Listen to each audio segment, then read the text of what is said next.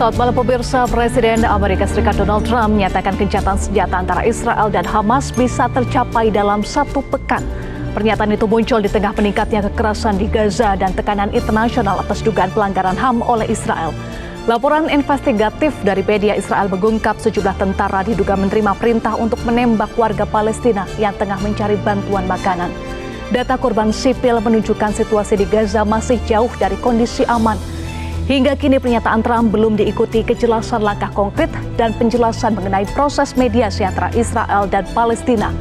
Di tengah penderitaan rakyat Gaza yang terus berlangsung, benarkah perdamaian tinggal menunggu waktu?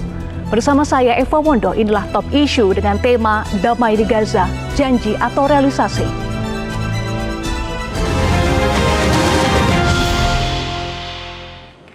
Pemirsa, sudah hadir narasumber di studio Metro TV, aktivis kemanusiaan Palestina Muhammad Hussein dan pengamat Timur Tengah Dina Sulaiman. Selamat malam Mas Hussein, Mbak Dina, apa kabar? Selamat malam Mbak Eva, alhamdulillah baik. Alhamdulillah baik, tetapi menjadi tidak baik ya kalau kita melihat, mengikuti situasi yang terjadi di Tanah Gaza. Sebelum kita mulai diskusi, kita akan simak dulu pernyataan Presiden Amerika Serikat Donald Trump berikut ini.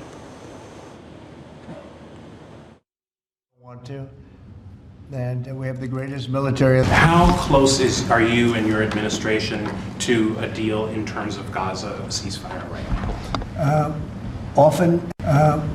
Often asked, and I think it's close. I just spoke with some of the people involved. It's a terrible situation that's going Gaza. He's asking about, and we think within the next week we're going to get a ceasefire. And we're supplying, as you know, a lot of money and a lot of food to that area because we have to. I mean, you have to.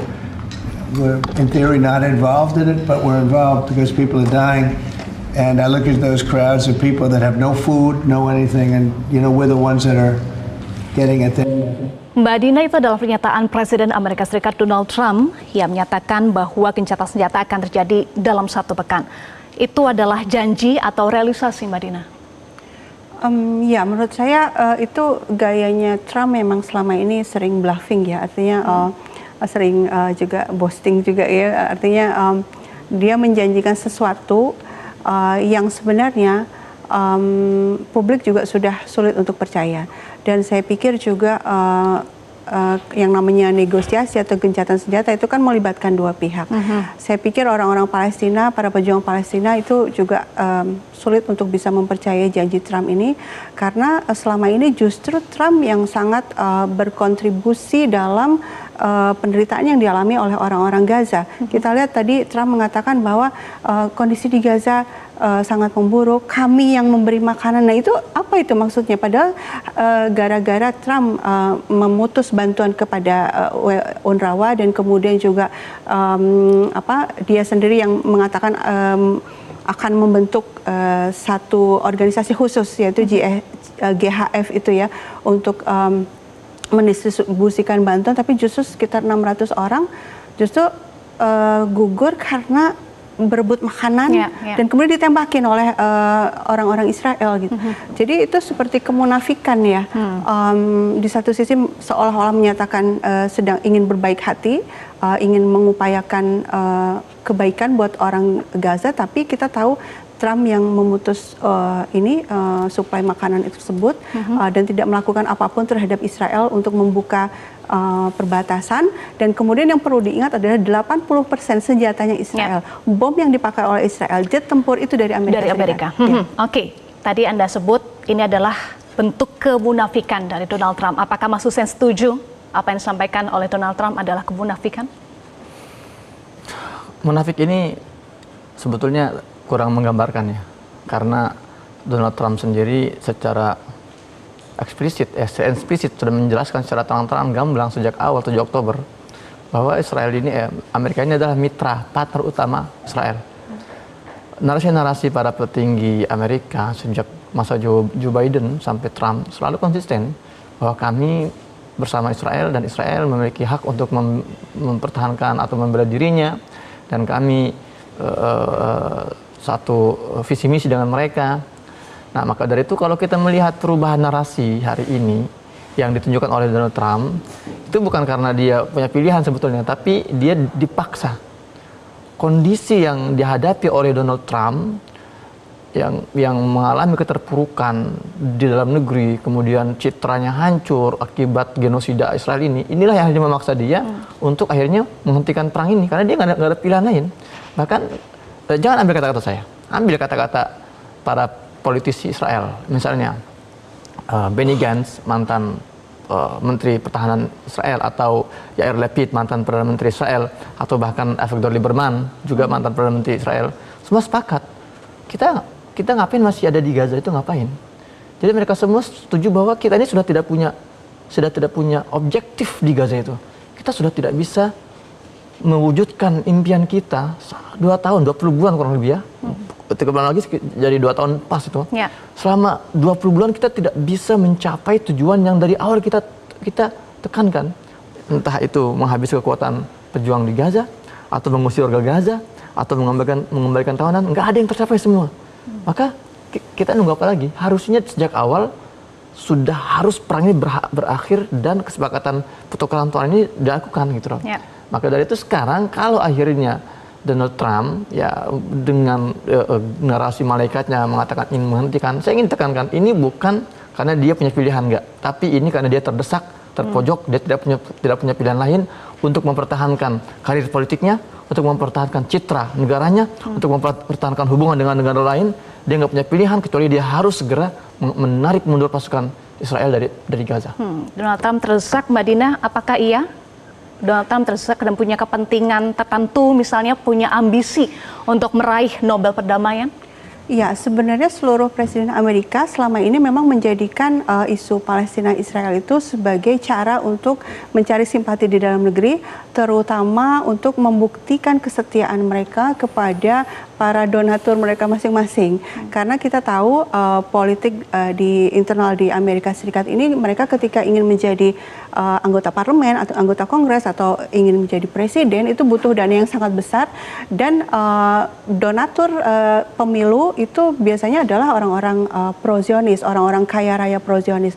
Dan Donald Trump ini funding terbesarnya kan Mariam Adelson itu, dia kasih $100 juta untuk Trump, dan Adelson ini sangat pro-Israel, sehingga memang bukan hanya Trump tapi presiden-presiden sebelumnya itu juga berusaha menunjukkan bahwa mereka itu punya kemampuan untuk mengamankan Israel, punya kemampuan untuk membuat Israel aman, maksudnya mengamankan ini maksudnya membuat Israel aman. Nah, posisi sekarang ini di Gaza, meskipun memang tadi sudah disebutkan bahwa kondisi sangat memburuk, warga sipil itu betul-betul disiksa, ya, dibunuh, dibuat kelaparan. Tapi kalau kita bicara soal pertempuran di lapangan, itu pejuang Gaza itu justru semakin tinggi moralnya, semakin kuat perlawanannya, apalagi setelah didukung oleh serangan Iran 12 hari itu, mereka juga semakin besar perlawanannya, sehingga sebenarnya Israel juga di satu sisi sangat lemah sekarang karena perang melawan Iran itu. Sebenarnya dari sisi peperangan di antar pasukan itu Israel terdesak, sehingga memang seperti biasa polanya selama ini, ketika Israel sudah terdesak barulah dimunculkan suara-suara gencatan senjata itu. Dan balik lagi kalau terkait kepentingan politik, ya memang betul itu Donald Trump butuh untuk posisinya di dalam negeri, terutama untuk mencari dukungan dari kelompok-kelompok Zionis di dalam negeri. Artinya bukan hanya Amerika yang tadi disebut oleh Mas Hussein terdesak, tetapi Israel juga posisinya dalam kondisi terdesak, termasuk Netanyahu. Ya, Netanyahu itu sebenarnya, kalau saya pikir kalau Netanyahu situasinya seperti ini. Di satu sisi dia sangat malu ya dengan 12 hari itu, ternyata justru menunjukkan kepada dunia ternyata air defense-nya ternyata tidak sekuat yang dimitoskan, dan kemudian justru dia minta bantuan kepada Amerika Serikat itu menunjukkan dia memang sudah kehabisan amunisi, interceptornya sudah sangat menipis dan lain-lain. Tapi untuk menutupi kelemahan ini dia meningkatkan serangannya di Gaza, kan gitu ya. Jadi justru setelah terjadi jeda antara Iran sama Israel, yang dilakukan oleh Netanyahu adalah menyerang Lebanon yang kemampuan perlawanan sedang tidak baik-baik saja, kemudian menyerang Gaza yang juga dalam keadaan lemah. Kan yang diserang rakyat sipil ya oleh Netanyahu. Netanyahu terdesak dari sisi itu ya, sebenarnya dari sisi bahwa dia harus mempertahankan kedudukannya sebagai Perdana Menteri, dan itu dengan cara menyerang habis-habisan Gaza seperti sekarang. Tapi kalau terkait gencatan senjata yang ditawarkan Trump, saya pikir Netanyahu akan menolak justru karena di situ. Jadi keterdesakannya ada dua nih.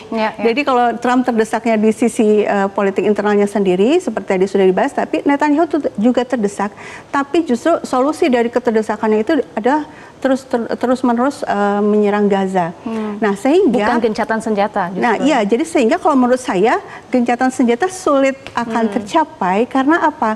Karena sejak awal Israel bahkan sekarang juga mengomentari tawaran Trump kan, bahkan ada orang Israelnya sendiri mengatakan wah itu hanya angan-angan katanya gitu. Betul. Kenapa? Karena Netanyahu tidak menginginkan perang berhenti.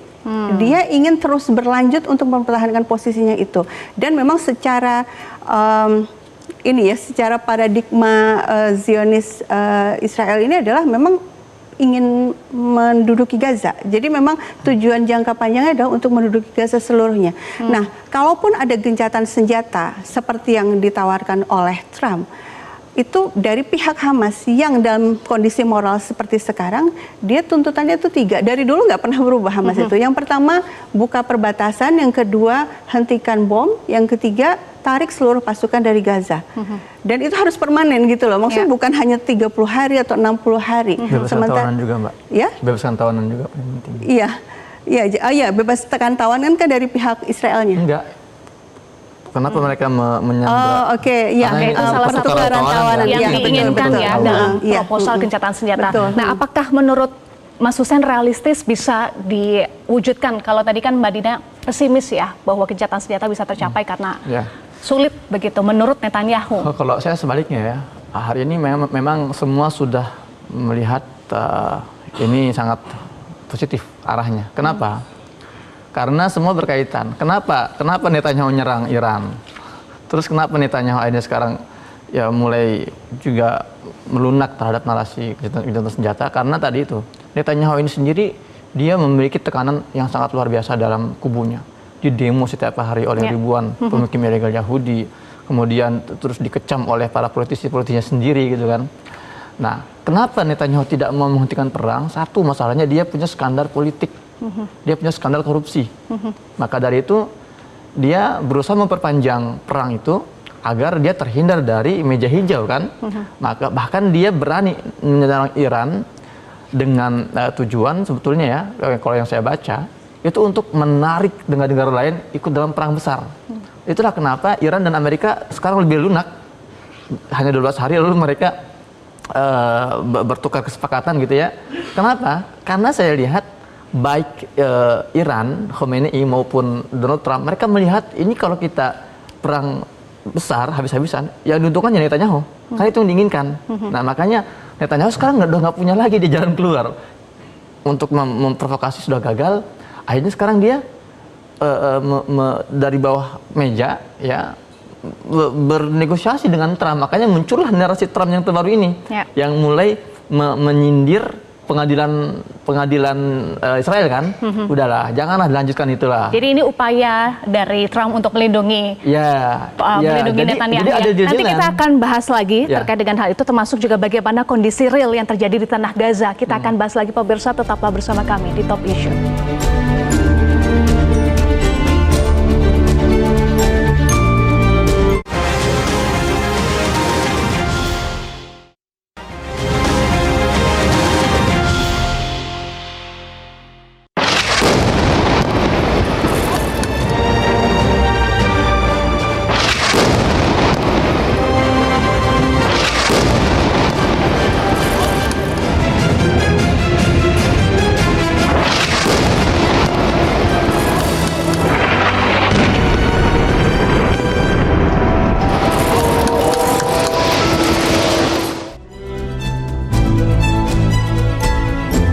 Anda kembali bersama kami di Top Issue. Mas Hussein, tadi kita bisa saksikan bagaimana gambaran singkat ya situasi di Gaza. Nanti kita juga akan tampilkan bagaimana laporan-laporan dari Gaza yang justru memperlihatkan eskalasi genosida yang terus dilakukan oleh Israel ya.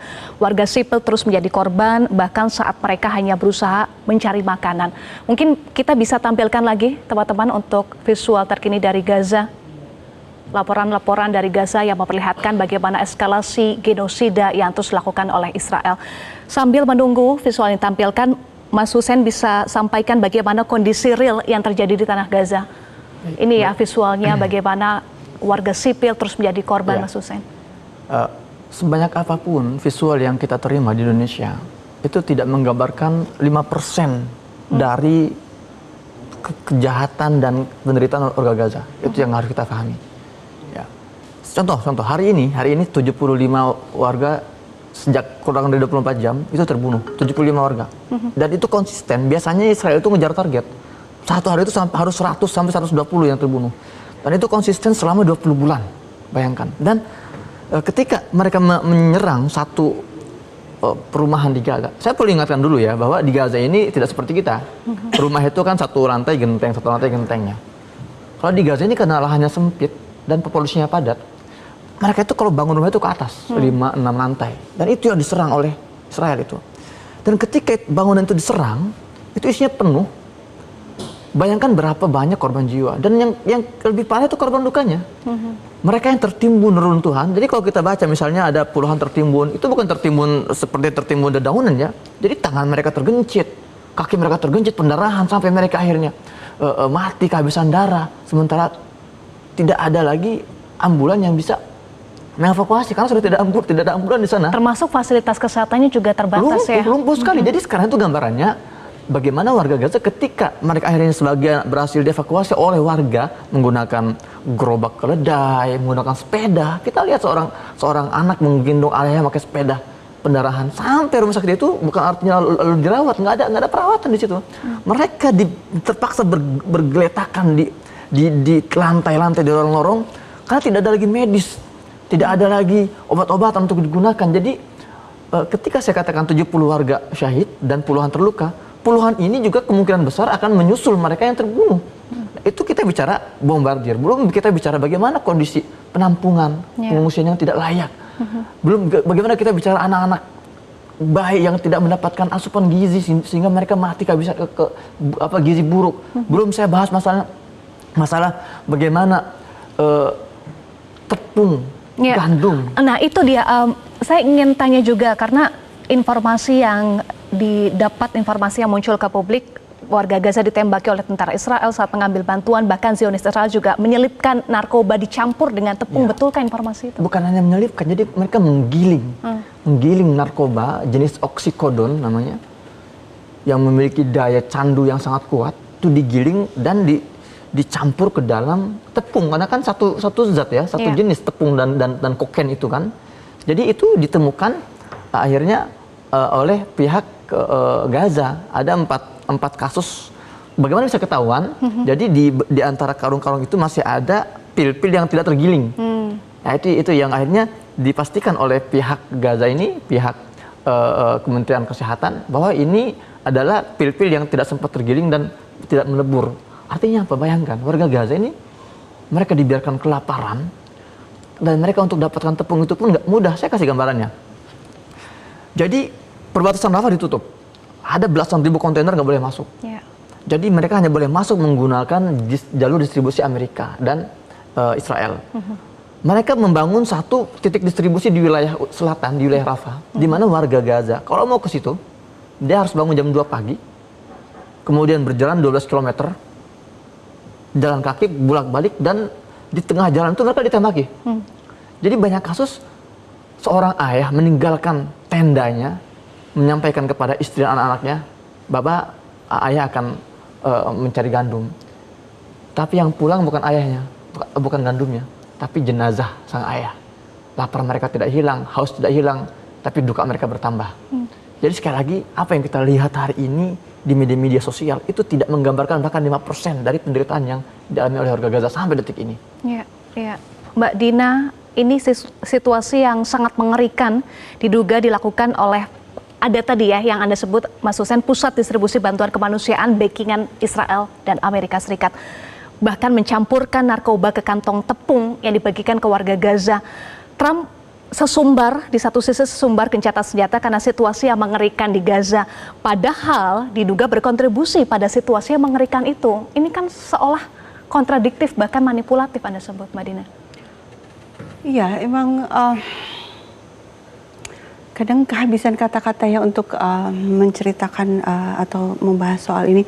Iya, kalau saya ingin menambahkan sedikit, kenapa sih ini rezim Zionis ini sampai mencampurkan narkotika itu? Ini sebenarnya pola yang sama yang dilakukan oleh para penjajah di era-era yang lampau. Misalnya dulu Inggris dan China dulu ketika ketika Inggris menduduki China juga itu ada menyebarluaskan opium. Tujuannya apa? Tujuannya untuk melemahkan resistensi orang-orang supaya orang-orang Palestina akhirnya addicted dan akhirnya tidak mau berjuang lagi. Nah, sekarang kan posisinya jadi sulit ya. Mereka lapar. Nah, sulit mengatakan jangan dimakan tepung itu kan gitu ya. Dengan cara apa? Ketika anak-anaknya lapar terus nggak boleh dimakan karena tapi nanti ini di dalam tepungnya ada sesuatu yang membuat mereka bukan hanya addicted tapi juga otak juga akan terpengaruh juga, ada kerusakan otak dan lain-lain, sehingga kita bisa dari sini kita bisa melihat bahwa Trump itu sebenarnya bukan orang yang baik ya, tadi betul-betul jahat gitu, apa ya kata-kata yang bisa dipakai. Jadi apapun yang dia katakan gitu itu sebenarnya punya niat jahat. Pada akhirnya kan seperti itu. Dulu Trump mengatakan, oh ini Gaza itu sudah tidak layak ditempati, kasihan sekali orang Gaza. Saya akan memindahkan orang Gaza. Nah, seolah-olah bersimpati, tapi dia ingin mengosongkan Gaza. Dia ingin membangun Gaza, tapi maksudnya orang Gaza keluar, tapi dia akan bangun bersama Israel. Sekarang juga mengatakan, ini Gaza, orang-orang Gaza sudah sangat menderita, saya akan upayakan gencatan senjata. Sehingga motifnya pasti bukan motif untuk kebaikan orang Gaza gitu ya. Dan ini bukan hanya Trump, presiden-presiden Amerika sebelumnya juga seperti itu. Ini pola yang berulang terus, hanya Trump beda gaya sedikit gitu ya. Tapi tujuannya sama, kepentingan nasional Amerika itu selalu disamakan dengan kepentingan nasional Israel. Itu doktrin kebijakan luar negeri Amerika Serikat itu memang demikian. Jadi makanya dalam kampanye presiden atau dalam pidato-pidato mereka itu mengatakan keamanan nasionalnya Israel itu keamanan kami juga. Nilainya Israel itu nilai kami juga. Nah itu yang mereka sampaikan. Sehingga kalau kita bicara soal gencatan senjata, soal mediasi, itu butuh mediator kan. Yeah. Tapi kalau mediatornya orang seperti Trump atau Presiden Amerika Serikat yang dulu juga sudah terbukti tidak adil dalam negosiasi, dalam mediasi, selalu memberikan tekanan kepada orang Palestina dan justru malah memberikan konsesinya justru yang lebih besar kepada orang Israel. Jadi kalaupun ada gencatan senjata, itu hanya jeda. Kemungkinan seperti yang terjadi sebelumnya di bulan Maret, kan hanya jeda. Begitu Sandra sudah keluar, beberapa orang akhirnya dibom lagi. Nah itu yang saya pikir, saya pesimis dengan situasi ini, karena yang dibutuhkan sekarang bukan gencatan senjata, tapi berhenti gitu ya. Berhentinya serangan Israel di Gaza. Israel harus bisa ditekan untuk betul-betul keluar dari Gaza dan juga keluar dari tepi barat. Dan itu kan sudah ditetapkan ya vonisnya oleh ICJ di 2024. Mahkamah Internasional sudah menetapkan bahwa Israel harus keluar dari tepi barat, harus keluar dari Gaza. Karena itu melanggar hukum internasional dan Israel harus mengganti rugi semua kerugian yang dialami oleh orang Palestina selama ini. Itu yang harusnya dicapai gitu ya. Kalau gencatan senjata ya mungkin hanya sementara saja dan itu hanya memberi jeda buat Israel untuk kembali menyerang. Anda sebut ini motifnya bukan kebaikan, hanya memberikan jeda, bahkan bisa jadi nanti bisa menyerang lagi kalau sudah muncul lagi, terisi lagi amunisinya. Nah, dengan motif yang bukan berdasarkan kebaikan, Mas Hussein, apakah mediasi dari Amerika Serikat masih layak dipercaya? Apalagi tadi Anda menduga Trump sedang melindungi Netanyahu dari peradilan korupsi di Israel. Ya. Sejak awal memang baik itu Israel maupun Amerika tidak pernah bisa dipercaya. Ya, saya sejak 2011 saya tinggal di Gaza, saya merasakan langsung berbagai agresi Israel ke Gaza, dan memang ujungnya selalu memiliki konsep atau template yang sama, yaitu ceasefire. Dan selalu ceasefire itu selalu dilanggar oleh Israel. Tahun 2012 misalnya perang selama 7 hari, lalu 2 tahun berselang 2014 Israel menggempur Gaza sampai 50 hari. Berhenti lagi ceasefire atau gencatan senjata, 2021 diserang lagi. Nah memang dari sini kita bisa menyimpulkan bahwa selama tidak ada satu gerakan yang nyata, ya, yang masif dari dunia internasional, tidak hanya Amerika. Kalau Amerika jelas dia bukan seorang mediator yang kompeten, karena dia mediator yang tidak independen dan tidak netral. Dia itu kan berdiri di pihak Israel gitu kan. Maka dari itu saya merasa ke depannya ini civil society itu harus ikut mengambil peran dalam menjadi pengawas di situ. Ya, civil society. Dan hari ini momennya pas. Ketika dunia sudah mulai terbuka matanya, banyak sekali itu orang-orang Barat yang tadinya mereka mendukung Zionis, tapi melihat genosida selama 20 bulan ini, mereka berubah 180 derajat. Nah, ini bisa kita gunakan, kita buat gerakan civil society Indonesia, kemudian negara-negara ASEAN, Asia, untuk masing-masing kita mengontrol, mengawasi pemerintahnya, agar pemerintah-pemerintah kita ini juga menjadi pengawas utama gencatan senjata ini, ya, atau gencatan senjata dalam long term ceasefire seperti yang kita butuhkan. Dan narasi-narasi yang diupayakan oleh para pejuang Gaza itu harus terus kita sampaikan. Narasi-narasi itu, satu, penarikan mundur semua tentara Israel. Dua, pengangkatan genosida, pencabutan blokade, pembukaan perbatasan. Kemudian tiga, pembebasan seluruh sandera Palestina dari penjara-penjara Israel. Ya. Dan keempat, rekonstruksi Gaza. Nah, ini kan 4 tuntutan warga Gaza yang harusnya kita sebagai civil society terus menyuarakan ini. Kita bertemu dengan pihak pemerintah kita berkonsolidasi dengan para aktivis-aktivis, terus agar apa? Agar kita tidak lupa, agar masyarakat tidak lupa bahwa cara kita mengadvokasi mereka itu adalah dengan memahami tuntutan-tuntutan itu, gitu kan. Dan ini kita kalau perlu kita buat piagam yang memang resmi dan sifatnya itu bisa kita pantau terus, agar kita sekali lagi kita tidak mau hanya menangisi tragedi ini. Kita mau menjadi bagian dalam solusi ini dan kita menjadi pengawas setelah solusi itu tercapai. Seperti itu. Ya, nanti kita akan bahas lagi apa sebetulnya hambatan-hambatan perdamaian di Gaza, termasuk juga tadi Israel yang berulang kali ya melanggar ceasefire atau gencatan senjata, dan bagaimana gencatan senjata ini bukan hanya menjadi formalitas saja ya. Nanti kita akan bahas lagi. Pemirsa, tetaplah bersama kami di Top Issue.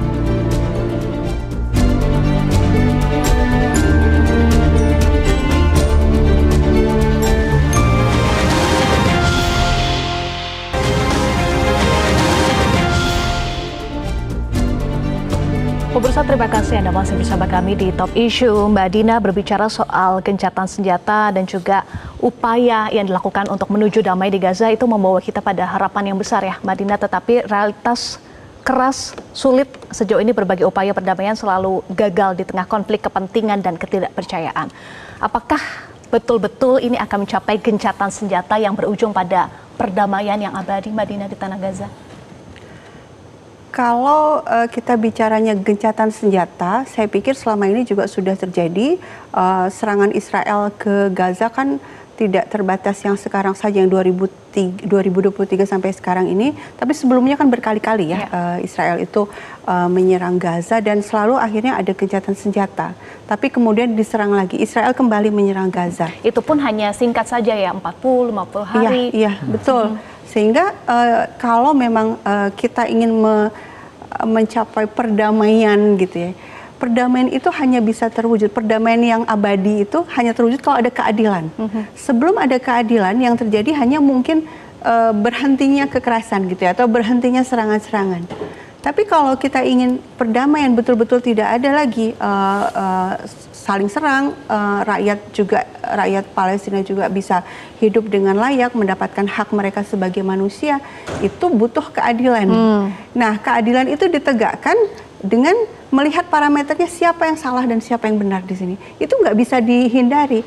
Nah, Trump di sini itu atau Barat ya, ketika ingin berusaha menyelesaikan masalah di Palestina itu selalu tidak mau firm mengatakan bahwa Israel yang salah. Nah, sekarang setelah ada vonis Mahkamah Internasional, vonis ICJ Juli 2024, sudah firm sekarang yang salah adalah Israel. Nah, kalau memang Amerika atau siapa saja bahkan kita Indonesia betul-betul menginginkan perdamaian di Palestina, betul-betul ingin membantu rakyat Palestina, ya tegakkan keadilan ini. Apa itu ya? Memang Israel harus dipaksa untuk keluar dari Gaza dan keluar dari tepi barat. Nah, sekarang cara memaksanya gimana? Kalau menurut saya kata-kata itu sudah cukup. Diplomatik, forum-forum berbagai organisasi internasional itu sudah bersuara tuh udah 2 tahun kan tidak didengar ya sama Israel. Pemerintah Amerika justru, padahal pemerintah Amerika itu justru pemberi dana terbesar untuk Israel, pemberi senjata terbesar untuk Israel, itu pun nggak didengar. Ya? Iya, 80%. Itu pun nggak didengar oleh Israel. Jadi memang kalau menurut saya, baik seperti kata Mas Hussein tadi, rakyat sipil harus bergerak juga. Saya pikir kalau ada pihak-pihak yang memang mau membantu perjuangan bangsa Palestina yang angkat senjata, itu juga perlu kita dukung juga. Karena yang banyak mungkin yang belum tahu bahwa resolusi PBB nomor 37/43 itu mengatakan bahwa tahun 1982 mengatakan bahwa bangsa yang terjajah itu berhak untuk melawan dengan cara apapun, termasuk dengan perjuangan bersenjata. Artinya kalau orang Gaza memilih untuk berjuang dengan senjata dan orang tepi barat juga demikian, berarti seluruh negara itu juga berhak membantu. Kalau memang serius ya, membantu. Lalu apakah kita ikut perang? Enggak harus seperti itu juga. Kita bisa membantu mempercepat melemahnya rezim Zionis Israel gitu loh. Karena yang namanya perang butuh uang. Kalau rezim Zionis Israel kekurangan uang untuk membiayai peperangannya, tentu nggak bisa lagi berperang kan gitu ya. Kita bisa membantu dari cara itu. Ada negara-negara yang dia punya kemampuan mungkin membantu. Soal negara-negara yang berpotensi bisa membantu, bagaimana posisinya? Misalnya Iran, Qatar, Turki atau Mesir? Ya itu tadi. Bantuan itu akhirnya kan bergantung negara masing-masing ya. Kalau Iran dia punya kemampuan dan kemauan untuk membantu logistik senjata misalnya untuk para pejuang Palestina, tapi akhirnya dampaknya malah dimusuhi gitu ya oleh oleh Amerika Serikat. Tapi bisa juga negara-negara lain kalau memang betul-betul mau membantu, tidak harus ikut berperang ya, tapi bisa melakukan misalnya nih berhenti bekerja sama dengan Israel. Berhenti melakukan hubungan ekonomi dengan Israel, itu bisa dilakukan. Berhenti membuka pelabuhannya untuk minyak yang akan dibawa ke Israel, itu bisa dilakukan. Suplai minyak untuk Israel itu justru datang dari sebuah negara Muslim sebenarnya dan melewati pelabuhan negara Muslim.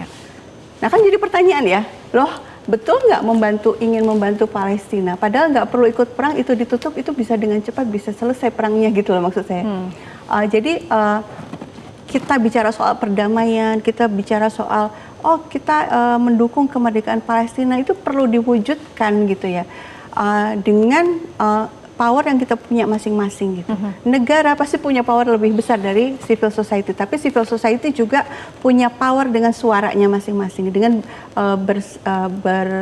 berteriak, bersuara, menulis untuk mendorong pemerintah di negara mereka masing-masing untuk mengambil langkah yang lebih berdampak kepada Israel. Ya, Mas Hussein, dengan kondisi Israel pasca perang dengan Iran dan juga gencatan senjata yang terjadi dalam kurun waktu setelah 12 hari ya, sepertinya menunjukkan bahwa Israel tidak benar-benar kuat. Nah, jika negara-negara lain membantu, khususnya negara-negara Arab bersatu, apakah kemerdekaan Palestina bisa tercapai, Mas Hussein? Ya, sebetulnya persatuan negara Arab untuk Palestina itu sudah pernah terjadi beberapa kali ya. 1948 pernah ada perang Arab Israel. 1967 ada perang Arab Israel juga, perang 6 hari. 1973 Yom Kippur dan sebagainya. Namun selalu berakhir dengan kekalahan negara-negara Arab. Kenapa? Karena sebetulnya yang mereka lawan bukan sebuah negara. Jadi di sini harus diluruskan dulu. Kalau kita masih menganggap Israel satu negara sendiri yang berdiri secara natural, maka kita selamanya nggak akan bisa mencapai solusi dan output. Nah, kalau saya boleh menggunakan diksi atau definisi dari Profesor Dr. Abdul Fattah Uwaisi, ini adalah profesor di bidang hubungan internasional di Universitas Essex. Dia bilang gini, Israel is not a state. Israel is strategic Western colonial project. Israel ini bukan sebuah negara. Israel ini adalah proyek kolonial Barat bersama. Maksudnya apa? Israel ini kan tumbuh bukan tidak natural ya. Kalau Indonesia ini negara yang natural. Ada teritorialnya, ada bangsanya, di satu momen deklarasi, gitu kan? Israel enggak, mereka ditanam dari luar, dibawa dari luar, ditanam. Oleh siapa? Oleh negara-negara Barat. Siapa negara Barat itu? Inggris, Amerika, Prancis, Jerman, Kanada, Australia, Spanyol. Makanya uniknya para petinggi negara-negara Barat ini nggak pernah menutup-nutupi ini loh. Contoh, tahun 2018 ya, atau tahun 1987 dua kali diulangi oleh Joe Biden misalnya, ketika mengatakan bahwa if there was an Israel, Amerika would have to invent one. Kalau nggak ada Israel, Amerika harus buat satu lagi, seperti itu, karena itulah yang menjaga kepentingan Barat di situ. Atau pernyataannya Jose Maria Aznar, Perdana Menteri Israel tahun 2010, Perdana Menteri Spanyol tahun 2010, dia ngomong dalam satu forum, dia bilang we have to support Israel because if Israel goes down, we all go down. Kita harus dukung Israel, karena kalau Israel ini collapse, kalau Israel runtuh, maka peradaban Barat runtuh. Maka dari itu, ketika kita melihat Israel, itu tidak boleh kita pisahkan dengan Barat, gitu loh. Kalau bahasanya Avi Shlaim ini sejarawan Yahudi mengatakan ini frontier state, ini adalah negara yang ditanam oleh Barat di garis perbatasan hegemoni mereka. Jadi ketika kita bicara ingin menyerang Israel, jangan lupa siapa di balik Israel. Jadi Israel itu hanya puncak dari gunung es, gitu loh. Ya, maka dari itu bagaimana sebetulnya solusi ya akhir ujung dari perjuangan ini? Pertama, kita harus mengedukasi. Itu paling penting sekali. Kita mengedukasi masyarakat dunia bahwa yang kita lawan ini bukan peradaban, bukan masalah peradaban atau masalah bangsanya atau agamanya. Kita memerangi kejahatannya. Ya, kita memerangi kolonialismenya. Makanya sebetulnya ketika kita mengadakan forum seperti ini, mengadakan aksi-aksi atau diskusi masalah Palestina, kita sedang mewujudkan impian para pendiri bangsa kita. Ketika menuliskan dalam alinea pertamanya bahwa Indonesia bahwa kemerdekaan adalah hak setiap bangsa dan penjajahan harus dihapuskan. Maka ini semua ya impian mereka itu kita wujudkan dengan mengedukasi seperti ini. Baik. Betul, maka dari itu penting sekali langkah awal kita adalah mengedukasi masyarakat bahwa ini murni penjajahan dan ini tidak sendirian, tapi ada kolonial Barat. Maka mulai dari sekarang kalau kita mau menghentikan penjajahan ini, kita tidak hanya mohon maaf ya, mengembargo Israelnya, tapi embargo juga Amerikanya. Embargo juga Barat itu boikot juga produk-produk Barat itu, karena mereka lah para sejatinya yang mensuplai semua kebutuhan yang dibutuhkan oleh Israel selama ini. Apalagi yang bisa dilakukan oleh Indonesia dan PBB yang nampaknya masih bungkam saat ini ya. Nanti kita akan bahas usai jeda, pemirsa, tetaplah bersama kami.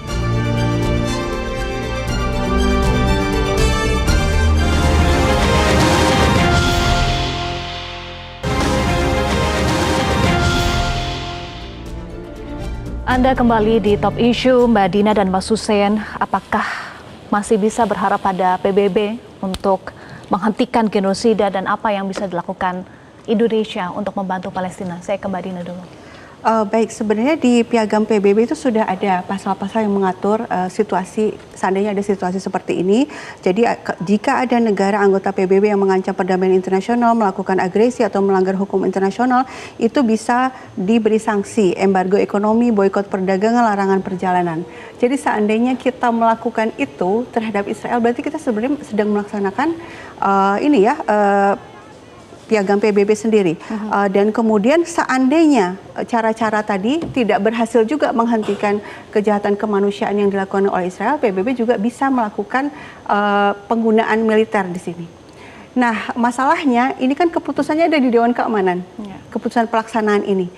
Dan di Dewan Keamanan ada Amerika Serikat yang punya hak veto. Artinya apa? Memang PBB ini lembaga yang harus direformasi. Dan suara-suara negara-negara untuk meminta agar sistem yang tidak adil di PBB ini direformasi itu sudah banyak dikeluarkan. Terakhir Ibu Menlu Retno dalam pidatonya di sidang umum PBB juga menyuarakan reformasi itu. Itu di satu sisi. Dan kemudian apa yang bisa kita lakukan? Sebenarnya yang namanya front perjuangan untuk membela Palestina itu banyak dan kita harus sama-sama semuanya. Jadi kalau orang Gaza dia berjuang dengan kesabaran dan ketabahannya dan dengan angkat senjata, kita juga di Indonesia yang dari level pemerintah bisa melanjutkan upaya diplomatik dengan antara lain ya memang harus direformasi. Ini PBB menyuarakan reformasi itu dan tekanan ekonomi dan saya pikir ada satu hal pesan penting dari saya, jangan berpikir soal normalisasi hubungan dengan Israel karena terbukti negara-negara yang bersahabat baik dengan Israel pun nggak bisa menghentikan Israel kan seperti itu ya. Jadi kita Indonesia harus tetap konsisten di jalan ini, tapi meningkatkan lagi hal-hal yang bisa ditingkatkan yang berdampak untuk bisa menekan Israel. Nah, Susan. Ya. Kita berharap PBB ini menjadi senjata makan tuan Israel ya, meskipun itu harapan itu kecil sekali karena melihat sejarah dibentuknya PBB itu ya memang selama ini menjadi kepentingan atau membawa kepentingan untuk Barat. Ya, ketika Barat ini ingin menggunakan standar gandanya, ya dia menggunakan PBB. Ketika dia ingin menyerang Irak atas nama PBB. Ya, tapi ya bagaimanapun kita nggak boleh putus harapan. Yang kedua tentang peran Indonesia. Kita harus bicara spesifik. Indonesia yang mana dulu nih? Pemerintah, masyarakat, aktivis, para ulama. Kita harus berani masuk ke spesifik seperti itu. Pemerintah, kita harapkan komitmennya tidak hanya narasi, tidak hanya kecaman, tapi bentuk nyata, panggil itu kedubes negara-negara asing yang masih konsisten menjadi supporter utama Zionis. Karena kita nggak punya duta besar Israel di Indonesia kan, tapi kita ada duta besar Inggris, duta besar Amerika, panggil aja, sampaikan kepada mereka bahwa kami ini negara yang berdiri di atas prinsip anti penjajahan. Itu maka sebagaimana kalian hormati kalian hormati kami. Ya hentikan support kalian kepada Zionis. Itu satu. Kedua, pemerintah juga saya harap ikut mengadvokasi masyarakat lah dalam usahanya menyuarakan Gaza. Saya berapa kali akun saya di take down oleh Meta ya karena dengan alasan saya menyuarakan Gaza dan saya dianggap memuji teroris. Padahal kan Hamas tuh teroris di mata Amerika, tapi di mata warga pemerintah Indonesia tidak pernah kita menyebut teroris kan? Ya. Maka saya minta pemerintah ini ya jangan mau diinjak-injak oleh perusahaan-perusahaan seperti itu loh, Meta, kemudian Google, ya.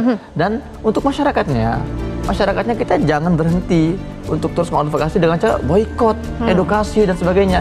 Dan alhamdulillah kemarin kita sudah membuka pendaftaran untuk Peace Global Convoy to Gaza. Peace Global Convoy to Gaza. Baik. Agar ini gerakan grassroots untuk membuka peluang bagi mereka yang mau masuk ke Gaza. Konsistensi dukungan untuk Palestina ya. Terima kasih sudah bergabung bersama kami aktivis Palestina Muhammad Hussein. Mas Hussein terima kasih. Sama-sama. Dan pengamat Timur Tengah Dina Sulaiman. Terima kasih Mbak Dina sudah bergabung bersama kami. Pemirsa, gencatan senjata menjadi langkah penting untuk menghentikan kekerasan dengan komitmen penuh. Semoga gencatan senjata bukan sekedar janji, tapi realisasi untuk mencapai perdamaian yang abadi di Tanah Gaza. Atas nama rekan-rekan yang bertugas, saya Eva Mondo pamit undur diri. Terima kasih pemirsa, selamat malam dan tetaplah bersama kami di Metro TV. Metro TV